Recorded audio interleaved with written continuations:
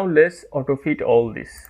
Copy this here and paste it here. Suppose I have different cell size throughout the entire worksheet. So select all, format Autofit Row Height and format Autofit Column Width, and you can auto fit to match the cell content. Okay, if I select this two column and then drag it, you can see both column size has been changed. Okay, now if I select this two row and then drag it, you can see the both row height has been changed. So these are the ways you can increase or decrease cell size. Mainly you cannot increase a specific cell size, you have to increase either the row height or column width. This is how you can increase the cell size. Also, there is another way. If you want to truly increase the cell size, you can select two cell or multiple cell and click on merge and center. It will look like the cell size has been changed, but actually it will not change. Okay, it will just merge two cells. This is another way to change the cell size in Excel, but we don't use it and you don't have to either.